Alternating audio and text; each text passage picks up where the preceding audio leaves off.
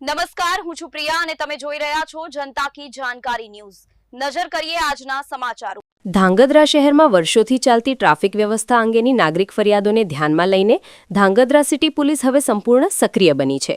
સામાજિક કાર્યકરો, જાગૃત નાગરિકો તેમજ વિવિધ સંસ્થાઓ દ્વારા વારંવાર ઉઠાવવામાં આવતી માંગણીઓને અનુરૂપ શહેરમાં ટ્રાફિક શિસ્ત અને ગતિશીલતા સુધારવા માટે કડક અભિયાન શરૂ કરવામાં આવ્યો છે।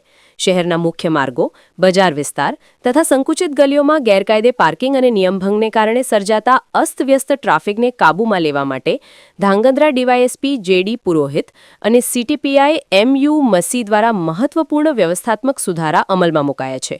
ટ્રાફિક નિયમોનું પાલન ન કરતા વાહન ચાલકો તથા જ્યાં ત્યાં પાર્ક કરાયેલા વાહનો વિરુદ્ધ ટોઈંગ મશીનની મદદથી તરત જ ડિટેન કાર્યવાહી શરૂ કરવામાં આવી છે।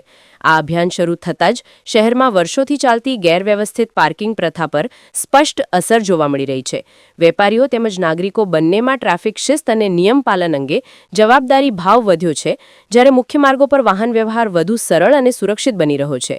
ધાંગધ્રા સીટીપીઆઈ એમયુ મસી દ્વારા જણાવાયું છે કે ગેરકાયદે પાર્કિંગ અને ટ્રાફિક નિયમોના ભંગ સામે હવે શૂન્ય સહનશીલતા, ઝીરો ટોલરન્સની નીતિ અપનાવવામાં આવી છે। શહેરમાં વ્યવસ્થિત, સરળ અને સુરક્ષિત ટ્રાફિક સુનિશ્ચિત કરવા માટે આ અભિયાન સતત ચાલુ રહેશે અને નિયમોનું ઉલ્લંઘન કરનારાઓ સામે કડક કાર્યવાહી જારી રાખવામાં આવશે। રિપોર્ટ હિતેશ રાજપરા। ધાંગધ્રામાં ઘણા વર્ષોથી ટ્રાફિકની સમસ્યા હતી અને લોકો જ્યાં ત્યાં પોતાના વાહન પાર્કિંગ કરતા હતા। ધાંગધ્રા પોલીસ સ્ટેશન દ્વારા જે આ ટોઈંગ મશીન લાવવામાં આવ્યું છે અને ટોઈંગની ગાડી ટ્રોલી લાવવામાં આવી છે, એનાથી અત્યારે ટ્રાફિકમાં ઘણી બધી રાહત થઈ ગઈ છે અને લોકો હવે ટોઈંગની બીકે પોતે સ્વયં એક જે આડી અવરે સ્કૂટર મૂકી દેતા હતા એ પણ વ્યવસ્થિત પાર્કિંગમાં મૂકે છે। આ ખરેખર ધાંગધ્રા સિટી પોલીસની બહુ સારી કામગીરી કહેવાય અને આ કામગીરીથી અમે લોકો ખુશ છીએ।